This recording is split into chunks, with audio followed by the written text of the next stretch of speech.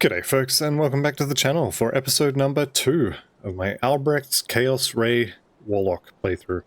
So, at the end of last episode, I was saying that we needed level 14 to use this, and we're in town now. We've got a few quests we can turn in, so let's go ahead and turn them in. So we'll talk to Olgrim here. There's level 14. So now we can use this, and I'm going to use this before I turn any others in, because this has 3% extra XP. It's a very minor thing, but yeah, we're going to do it.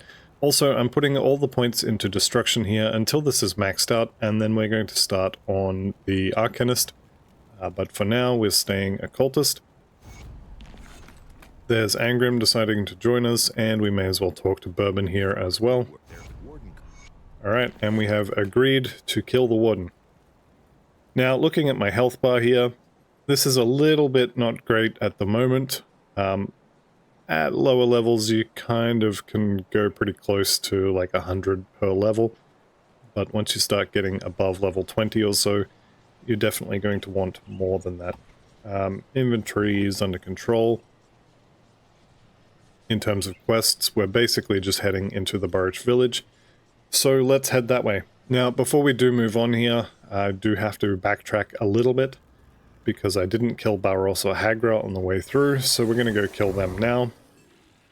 The good thing about pumping the damage early is that we can just drop these sigils and keep running, and things will die behind us. You'll see the XP bar is going up, and hopefully I don't have to go back. Yep, looks good. The road here can be blocked, so sometimes you have to go back to the north, bash your way through this wall, and then you can get back over here. Now I'm going to kill all these guys here first. You can see the stars on the map here. This is the 2 guys I've been sent to kill. And I'm also going to kill these spiders over here, because XP, basically. And also, once I clear this area out, it'll give me somewhere I can go to when I'm fighting the other 2. I don't think I'll need this area, but you never know. Generally speaking, just stay out of the goop on the floor and you should be okay. Okay, 124 armor, yes. What stats does that have? Actually has a bunch of health and physique as well, so this is pretty nice. This armor will be good enough until probably level... well, past level 20. 120 is, I think, the armor value of the quest chest that I'll be getting around then, so this is really nice. Armor value is doubled, and we've got Chaos Res instead of Fire Res. I'm okay with that.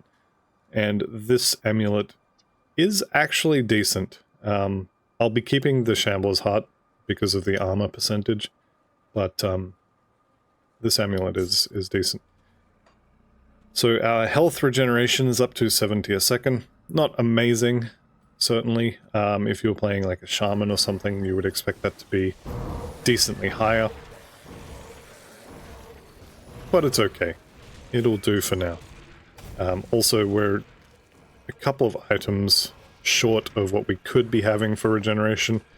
We could also have dropped some corpse dust, which we could be having on our ring for more health and more regeneration. Unfortunately, this is the downside of this build. There's a whole lot of kind of running around waiting for things to die. Also, being low on health doesn't help. Not cripplingly low on health, but we definitely are low on health. Let's have a look at that weapon. Can't use it. That's more damage, sure, we'll use that. Oh, I was going to say that zombie was dead, but nope, that was our little doggy dying. It's unfortunate. We can beat this guy down for a little bit. As long as we keep the seals active underneath him, it should be fine. Alright. Explorer's Trousers. No, I'm not doing that this time. I hate these. So, the Explorer's Garments is a low-level set which is useful all the way to level 100. It's one of the very few sets that are useful the whole way there. And it's because of the 5% experience gained that you get for each of these. And it's also related to the fact that most quest rewards are granted to you in town, which is very, very safe. So you can have the entire Explorer's set just chilling in your inventory, go do whatever quests out in the world you need to do, and then when you come back to town, put the Explorer's set back on for 20% bonus XP, turn all your quests in, get free XP, essentially, and then swap back to your normal clothes. So the good part about it is that you get a ton of basically free XP. The bad part about it is you have to micromanage your inventory and you feel horrible about it every time you forget to do it, and you know, you get 10,000 XP where you could have been getting 12,000. For me, I don't know, I'll probably end up doing it at some point, but for now at least I'm going to say no. Alright, what do we get? Nothing good there. Yep, no good items. That's alright. We're not going to go in there and fight the wolves, although we could definitely go fight them.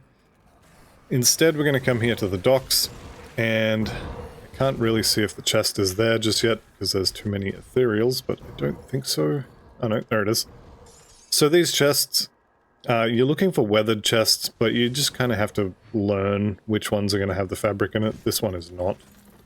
But, you know, you can get some nice stuff. This one, I think, is going to have one. Yep. And I'm checking all the spots that I normally do. This is the third one here. So, in here, out on the bridge there, in this hut here. Pick up that scrap, definitely need that. You can also have one in a chest here. Not a metal strongbox, it will always be weathered. So one here, there's another possible spawn over there, and then the last spawn is in here against this back wall.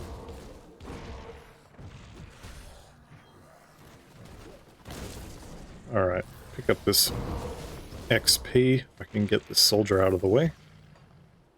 And we'll be on our way. Now, Forsaken, Aether Warp Totem. I am going to be doing totems. If you're not so confident, I mean, feel free to skip them. It's free XP, free loot, but it is also somewhat dangerous if you happen to get a bad spawn. Not a huge deal if you skip them, you'll just be, you know, a little bit behind in XP, which for this character is actually a good thing. So I should probably stop doing these. Alright, let's have him die. And I see 2 blue items here, so what do we get? We got the Witch Stalker and the Squire's Boots, which is actually a pretty good recipe for early on. Stormcaller's Circlet and the Molten Walkers, fairly common low-level blues. And I think we'll probably not be using any of the magic ones, but we can have a look at the rares. Less armor, so no good. That's a gun, so no. I think I've had enough of guns for a little while. And these boots are more of a side grade, but no run speed means I don't really want to use them. Alright, let's go visit the Warden's house. Or at least the Warden's neighborhood for now. I'm going to head up here and hopefully not have this building be blocked off. Did I win the lottery today? I did, look at that. So this little section here, you can have it blocked off. There'll be like a pile of burning rubbish or something there. And you can just come out the back here and go around, or you may have to go in to this building here. So if you bash this wall down, you can go into this building and there's a trapdoor there. You can go down into the tunnels. And then the tunnels will spit you out up here. So the other end of this tunnel is just here. So you'll come out of this particular cellar door, and then you can work your way down here. But the thing we're looking for is this devotion shrine here. This is going to be a fight devotion shrine, which, I mean, good for XP, I guess. So let's go ahead and turn that on. And we can just run around in circles effectively now, while we wait for things to die in our circles of doom. And that'll get us another devotion point, which is good. Definitely want as many of those as quick as possible. And looks like this will be our last zombie. Yep, there we go. Alright, Cleric's Brigandine Jacket of Frostbite. Not so great, and same for both of those. Warchief's Glory is a decent but not amazing belt, and I think I'd rather have the health regen and elemental resist on my current belt. Okay, 3 more points into destruction here, and we're coming up on level 16. Level 17 is kind of where we want to be at the end of Act 1, and we do have to do a little bit of farming at that point, which will be, I think, the latter half of this episode, because we have to get us a weapon. Alright, so here's the Apprentice, the Inventor's Apprentice. Dalit will be doing all of our inventing, all of our component removing, and similar such things. I'm going to actually spend my devotion point. So we now have Flame Torrent here active on our sigils, so you'll start seeing flames come up around, I think it comes up around the player on these ones. Since the sigils count as a spell and not a pet, like for example, the Inquisitor's Seal counts as a pet. Yeah, see, they're coming up around us. If this was an Inquisitor's Seal, the fire would be around the edge of the seal. It's not, so it's not. But it's still decent damage. And we trigger it pretty much on cooldown as long as there's things standing in those seals. Alright, I'm just going to grab all this stuff, keep the seals on the ground, or the sigils I guess, and try and kill this guy if I can, because he's made out of loot and XP, which are both things that I enjoy. There he goes. Unfortunately, no great loot out of him. And we do now have to start worrying about the zombies that explode when you kill them.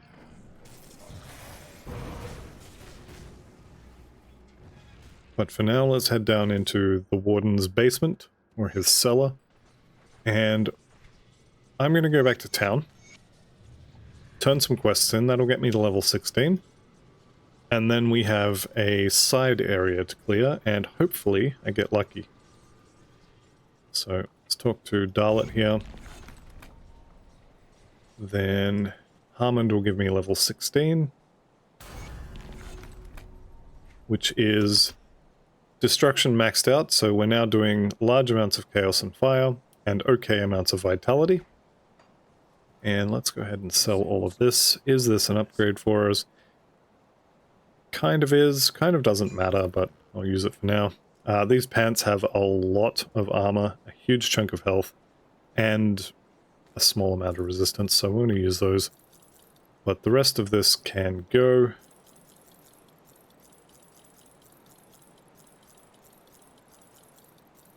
Alright, and since I've got one, may as well chuck that on there as well. So, the Inventor's Apprentice, what is she good for? Well, if you go to the Salvage tab here, we'll learn about dismantling and transmuting later. You can put an item that has a component on, and you can keep the item, which will destroy the component, or you can keep the add-on, which will destroy the item.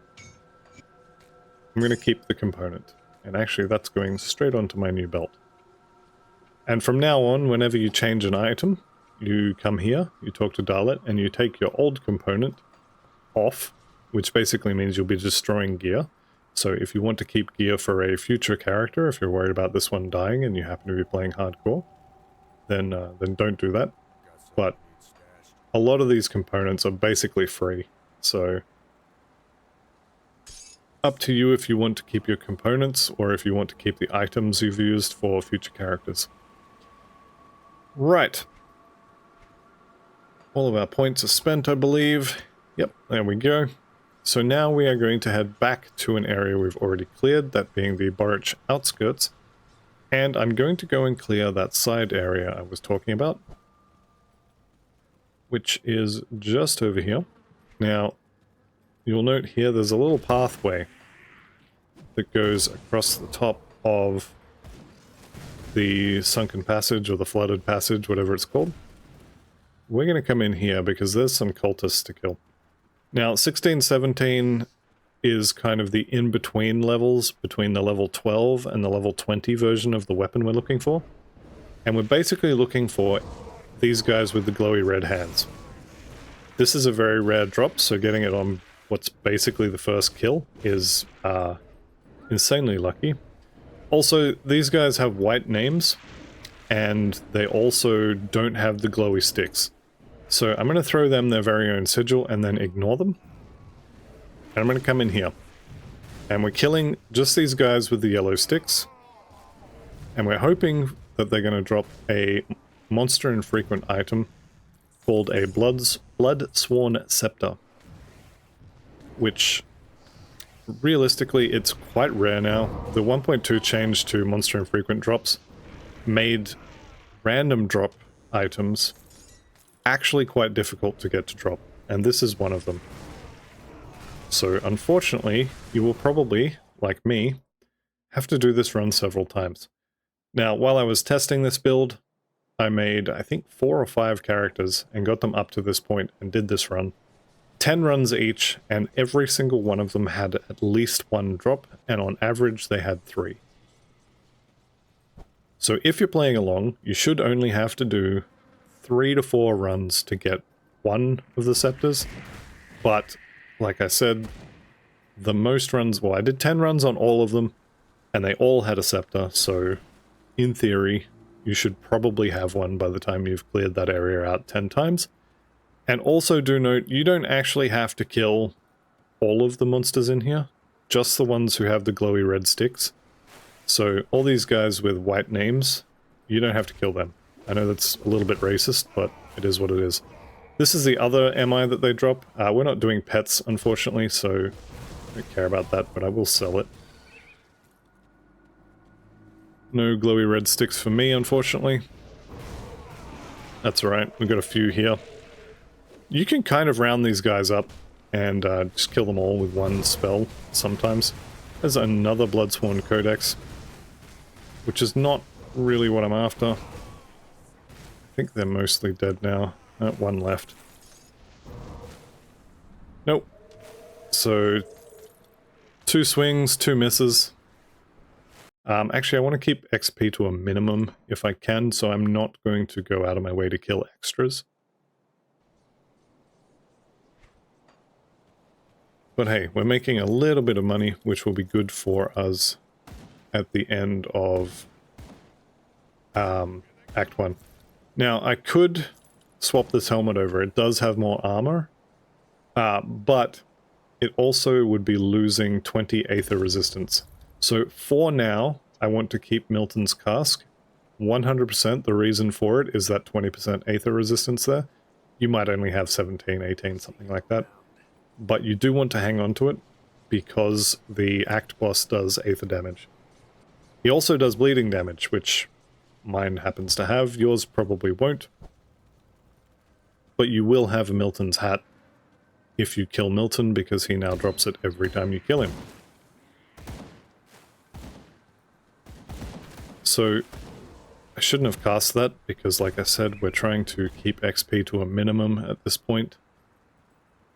There is an item later on that we need to farm, and getting there at a certain level is preferred.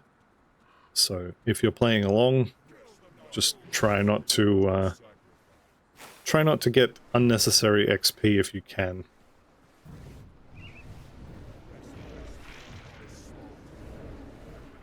So what is this? This is, I think, the 3rd time I've been in here. And it looks like I'm only getting 4 guys with yellow names, which means the chance of getting the drop this time is pretty unlikely. But hey, some nice items to sell. And that would be really juicy to drop a sigil onto. Unfortunately, it's a whole bunch of XP that, like I said, I'm trying to keep to a minimum for a little bit. So 3 runs, no dice. I do have the strange key, so I could go into the dungeon there. The dungeon is a little bit rippy, and you definitely don't want to mess with the last boss unless you're confident you can take him out. So I'm going to avoid it. My vitality resistance is basically non-existent, and chaos is quite low, so going in there now It's probably not the best idea. You can do it if you're playing softcore, by all means, go ahead. But having said that, you also likely won't have the key yet. Alright, got 3 here. Still no weapon, sadly. It's alright, we'll get it. We'll get 1. I just need 1. The stats on it don't matter. You just need the base item.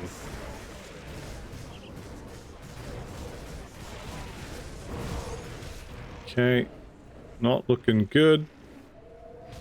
Did I see one more guy up here? Nope. Nope. Okay. We're out. So what's that? 4 tries? 5? We'll say it's 5. I've lost count, I'll be honest. So I got very lucky with the key that I didn't really want, and seems I'm a little bit unlucky with the weapon, which is actually the part that I do want. So just run past all these, try to avoid the temptation to drop a sigil on them. And we're only looking for the guys with glowy sticks and yellow names. We should be able to find a couple this time. That second or third run where there was only 3 or 4 potential drops in the entire area, that's... well, I was about to say that's quite rare, but here we are again. Okay, I've got Ignatius here. Got another key. Ignatius is another good chance to drop it. You can see he's got some sort of weapon there. I'm kind of hoping he's got the weapon I want. You can see in his hand, though, he has a weapon.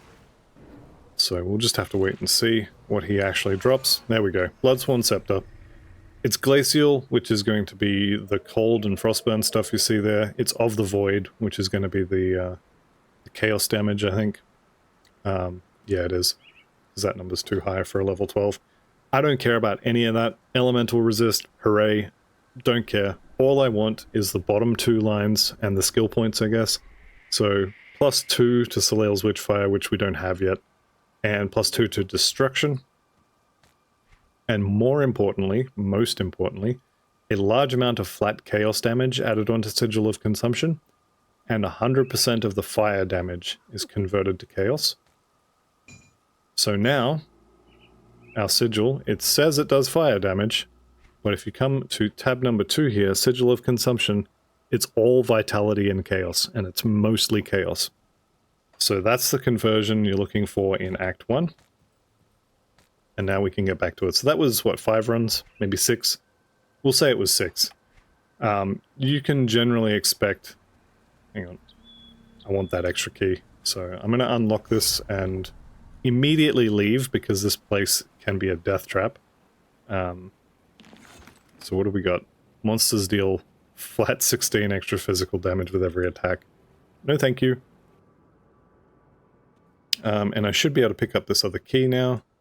And now I can unlock the door straight away when I get to Ultimate or Elite, whichever. Alright. So that's our main weapon handled. Now, if you happen to get 2 of these, make sure you keep the second one, because you can actually dual wield them later on. And that will give you another big chunk of chaos damage added to your sigil. If you don't get 2 though, don't stress about it. There is a shield towards the end of Act 2 that we'll be using for a little while. And then once we get to Homestead, we'll be replacing the shield with the Aether Shard. Right, let's go finish Act 1. So the Warden's Cellar here. Home to... maybe not the most dangerous totem in the game, but certainly the one that I would say kills the most people. It's up ahead here, and I'm not going to do it. Now, I think this build can do it, but I think it would be way too much kiting for it to be worth it. Our boss damage is not great at the moment. And totems summon a bunch of bosses. This particular totem summons a bunch of very dangerous, very large bosses that have rushdown attacks, and it's just generally not a good time. So I'm going to let that totem stay there, undisturbed, And I'll leave it up to you if you want to do it in your game. If you're playing softboard, there's literally no cost. It'll cost you a little bit of time when you get exploded, but otherwise you'll be fine. We're just going to move through here decently quickly. Looks like I got the good spawn in this area, so this door may be blocked. You might have to go around. That's fine, just make your way through. We're looking for the Devotion Shrine, which is going to be fairly obvious. You can see it on the map already. It just popped out of existence, but it'll be back here in a second. And there's a few different ways to get through here. It's all just going to come down to like which doors are blocked for you, and which way you can actually find a pathway through. I need to stop killing things. Okay, so destruction is maxed out. I'm going to put 1 point in Soleil's Witchfire because we do have the extra +2. We'll get a little bit of vitality damage and vitality decay. That flat chaos damage there does not apply to us at all because we're not doing weapon damage. Neither does the attack speed. So actually, I changed my mind. I'm not going to do that. We'll just put some points into Arcanist instead. I think I'm going to do 2 points in the bar and 1 point in Inner Focus for a while. Here's our Rune Shrine. And we've picked up the Soiled Trousers, everybody's favorite blue item. So when you put these on, it will give you an active skill that will let you throw poo at things. Which is incredibly amusing because apparently this game is played by children. Which I can't really complain about because I laughed at it as well. Right, now that we've finished the Fiend. So the Fiend requires 1 red affinity and provides 2, which means after you have finished this, you can take your point out of the red section because you don't need it anymore. And then we're going to take the Jackal. So the Jackal gives us run speed and some other nice bonuses. So we're going to take point out of there. We lose 5% health, and instead we're going to gain 6% total speed and 12 offensive ability, which is not the most amazing sounding buff, but it is a bunch of run speed. I thought the armor on this was actually less, but this is pretty good, so I'm going to hang on to that for now. Armor on these pants is not great. I'm not doing those types of damage. Actually, I am doing vitality. Yeah, it's fine. I'm not going to use those. Basically, I just came back here to swap the point out of the Crossroads and into the Jackal. And now we will head back into the underground transit, and we'll go find the Warden's Laboratory. Now, there's a lot of stuff in this area that's kind of hidden. There's a whole bunch of hidden tunnels over here. So if you want to explore those, you can come through this door, where this is where the rift gate is. You can come through this door and head up the top. There may be another totem up there. There's a whole bunch of hidden tunnels you can go through, and there's a chest potentially in those hidden tunnels, which will drop you a guaranteed blue item. Now, chances of getting a blue item that's actually useful for this build at this level is basically 0. It could happen, but it's unlikely. So, up to you if you want to bother. The chest is also not guaranteed to be in those tunnels. It may be in a different set of tunnels, which I'm going to go point out when I get there.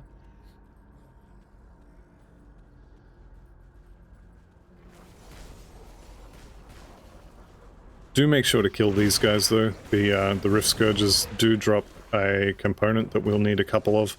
I don't actually know if I have enough of those at the moment, so we'll have to wait and see. And I am going to double back and get these extra Aether Crystals. So there's one here. Aether Crystal Cluster. And here's another one. I think I mentioned it in the first episode, but just in case I didn't, you can never have enough Aether Crystals. You will run out of these constantly, even if you were to reset and run this whole area again, which I will probably do between this episode and the next one. You are just going to run out of them, and there's not much you can do about it. As soon as you start crafting anything useful, everything needs 10, 15, 20 Aether Crystals. So whenever you see them, do pick them up. It will save you some farming later. You'll still have to do the farming, but it will be less. Alright, so we're at the hidden laboratory. Now, I'm going to pick these up because free XP, why not? And let's continue on our merry way.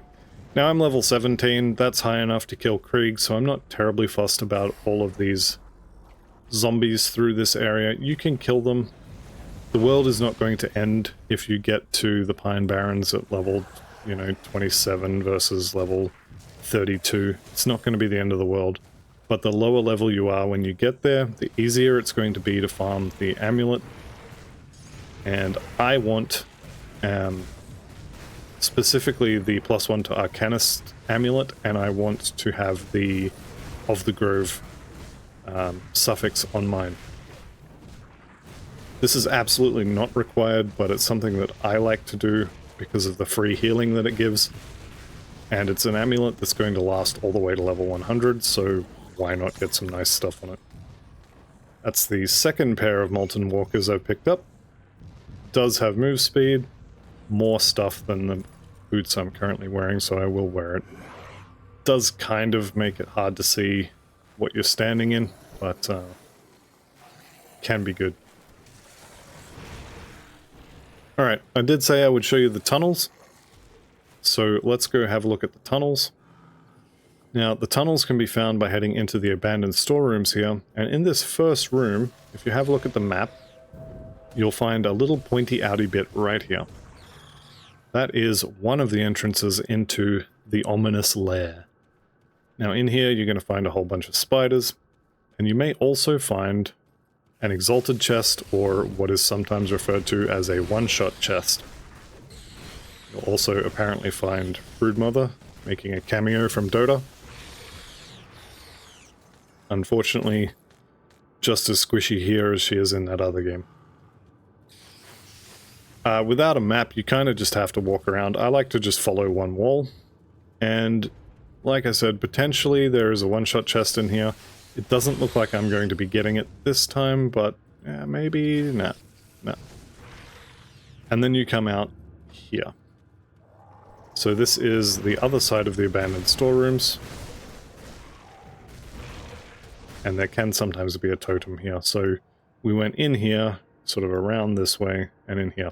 Now, if you go through that section and you don't find the one-shot chest, I personally would just say skip it. The chance of finding something useful in it is very, very low. But if you desperately needed to get that chest, you really want your blue item, then you should go back to the underground transit rift here, and then you can explore the tunnels to the north of that. I guess it'll be, what, northwest of there. And you can potentially find it in there, or rather, it will be there if it's not in the spider tunnels that I just showed you. Alright, so we've hit Despise with the Ethereals. That means we're going to be getting more spawns, as well as more heroes, I think. So, Ethereals, Despised, extra spawns, yeah. So we've got Asgalog, which sounds like a Harry Potter name for a spider, but it's not. Let's just beat him down. Now this next room here, this is one of my favorite rooms, because one, there are so many zombies, and if you've got an AoE spell, you get to watch zombie bodies go flying. Number two, there's a guaranteed boss in here, there's a chance for a couple of other bosses, and there's a chance for a nemesis if you happen to be at that point. And number three, there's a whole bunch of Aether Crystals. Which, like I said, you can never have enough of. So I just run around the room, kill off the Aether Crystals, then run up here into this little doorway, and I just see who follows me. Because if someone follows me, then I'm going to go follow them, I guess, since they're all standing out there. But if they follow me, then there's a chance that they'll decide to attack me after Warden Krieg is dead, and I don't really want to have to deal with them. Still going to put all my points in physique. And we're going 2 in the bar and 1 in inner focus.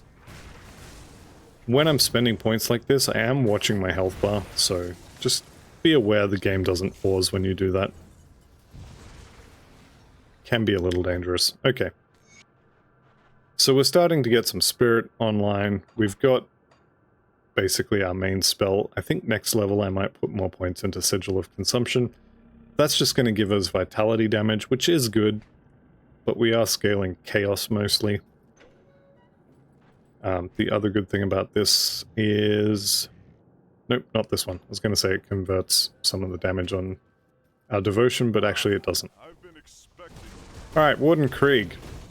His first form, you should just be able to stand in front of him and blow him up. And if you stand behind him like this, then all of those other zombies will have to walk through your sigil to get to you. And you can just kill him. Maybe place the sigil a little bit further away from him so you just get him. And then there's more area for all the little zombies to run through. Do remember you have energy potions and they come back in 15 seconds? 25. Alright, Warden Krieg's second form, I guess, has a pattern. He'll charge you, he'll bash you, then he'll do the stomp. Then this Aether Wave that stuns or slows, then he'll shoot bees at you. Alright, there's the stomp, there's the bees. If you just move side to side like this, you can dodge all of his projectiles without any issue. When he dashes at you, just move away, then he's going to do his stomp. Then bees. Usually he does the energy wave, this one, before he does bees. For some reason he's decided to mix it up this time. And you can basically just run around in circles until he tires himself out. And that's it. This is the whole fight. You can also stand in front of him, if you are so inclined. And you should be able to, with enough regeneration on your gear and keeping your sigil active, every time he does his stomp, just use a healing potion, and you'll be fine. So that's what I'm going to do. This is the faster, less safe way of killing him. But as you can see, we're not in any real danger. And when you're in melee damage, he won't do his wave, his energy wave that slows you, and he also won't shoot the bees at you, so you don't take as much damage. The only thing you have to worry about is the Aether damage from his stomp. And make sure when you do kill him, you get out of the way because he leaves goop on the ground, and you don't want to die to that. So there we go, Act 1 complete. Ranger's Cask, decent one. I don't think I've ever used that, but could be good. When you kill him, there is a decent chance that you will get, well actually, let me rephrase that, you will get his Warden's Fortress MI. There is a good chance that you can get something really nice on this. You're looking for the physical resistance there. Now, I'm going to use this because physical resistance is really, really good. But you can get 20 to 30% physical resistance on this. If you get a shield with mid to high 20s in percent of physical resistance here, one, I'd be surprised because I don't think you can actually get that high on normal. But it's going to be very hard to take that off because most of the damage you take in this game is physical, and being able to just reduce that by 40% or 30% is really, really nice. Do make sure you click on this chest as well. This is another kind of first time you beat the boss, you'll get this chest, and then next time you won't. That chest always has a tainted brain matter in it, which we're going to use to do a little bit of crafting. So you do get a free relic in Act 2, and it is a good relic. However, I actually prefer... Hang on, let me check those belts. I'm looking for regeneration here. Also looking at the resistances on these, and this one is pretty good. I may use that instead of the regeneration. Yeah, I think I will. Same armor. And I'm trading some regen and 1% elemental resist in exchange for poison and life. Yeah, I think I'll do that. Alright. So, like I said, that's the end of Act 1. We're going to do a little bit of crafting here. I want my add-on back here. I'm also... hang on, what's up that ring? No, I want to keep that ring. And I want to keep that ring. What I'm going to do here is I'm going to put corpse dust on those two rings. So this is 4% health and % increased effect of regeneration here. So a little bit more health and boosted my regeneration. So we're looking at, what have we got? 73 a second, which is decent. It's not amazing, but it's decent. Is it finished? The Wardens defeated. Okay. We can talk to Monet, why not? He'll give us some scrap. Now, it is important at this point in time that you take 6 of your scrap. Put that in here. So, because this is a quest item, you can't share it. It has to go in the personal stash. I'm going to take 6 of these, and I'm going to go and repair the bridge. So it's important to do this before you start crafting, because if you don't repair the bridge and then you go do your crafting, there's a decent chance that if you're silly like I am, you will spend all of your scrap on crafting really nice components, and then you won't be able to repair the bridge.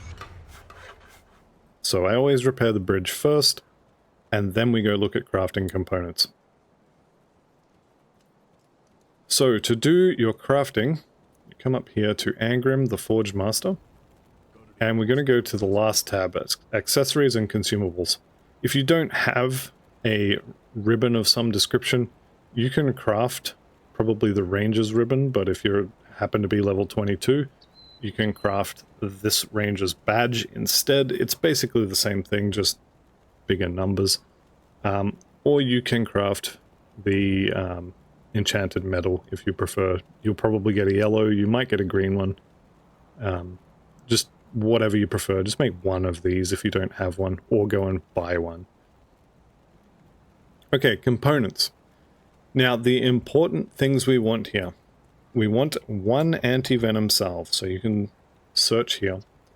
1 anti-venom salve, that's going to go on our belt.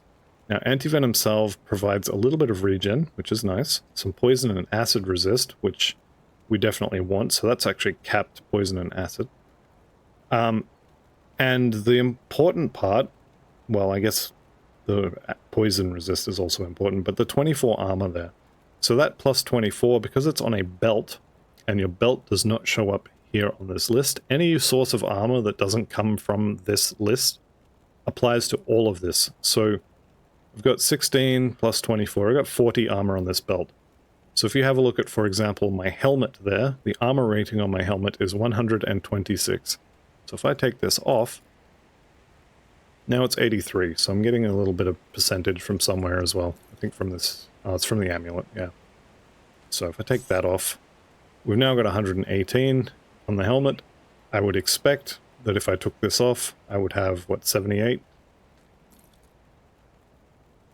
There we go, 78. But you get the idea. Flat armor from sources that are not these pants, or any other item that appears on this list, will apply to all of them. So that plus 24 armor from that anti-venom salve is really nice. And it also caps poison resist, which again is quite good.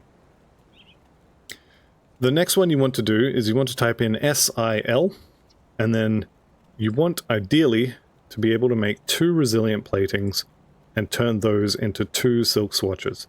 Now I'm really short on serrated spikes. I'm short on resilient plating because I don't have enough scrap. So I'm going to leave that for now. I'll see how much money I have when I've done the rest, and then I will go shopping. The other one I want to get my hands on is ward stones, and I want 2 of those. One of those on my amulet, the other one on my metal. These ones just use Aether Crystals. Notice that I've got 15 and these use 3 each, so I had 21. I've used, doing maths while recording, not good. I've used about 1/3 of my Aether Crystals just for 2 components. Okay, next up. We want to have a look for chaos damage.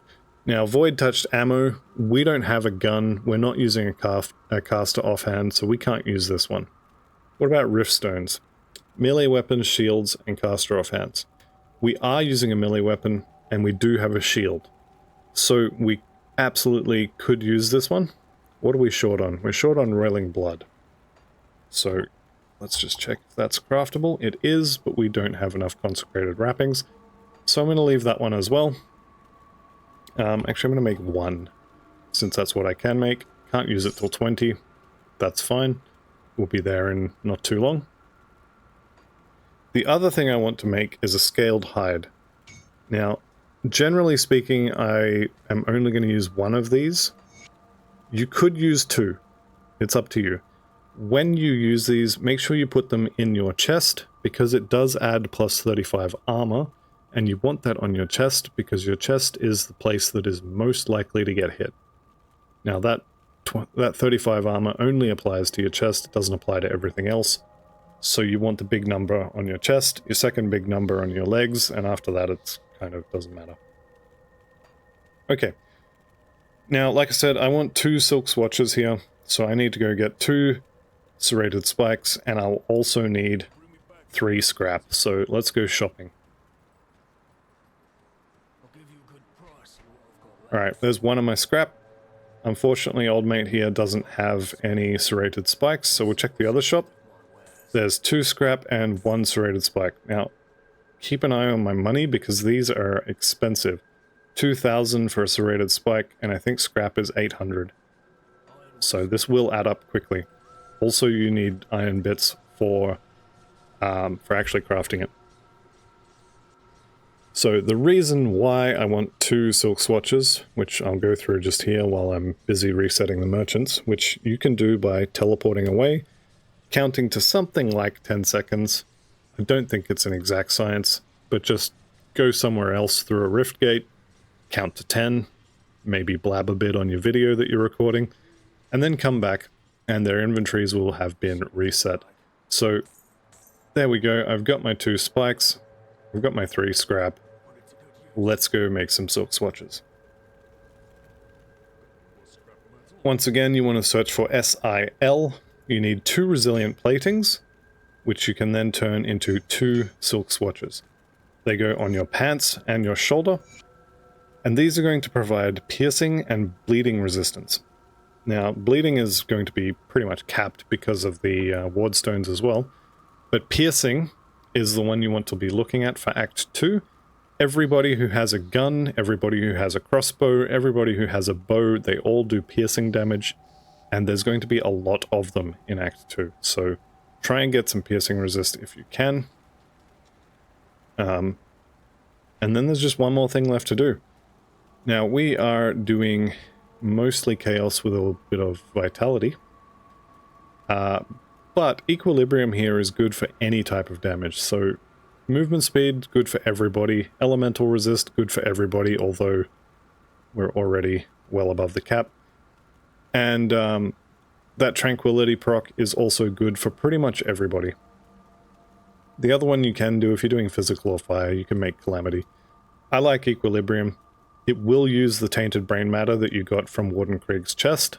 For me, I think this is worth it.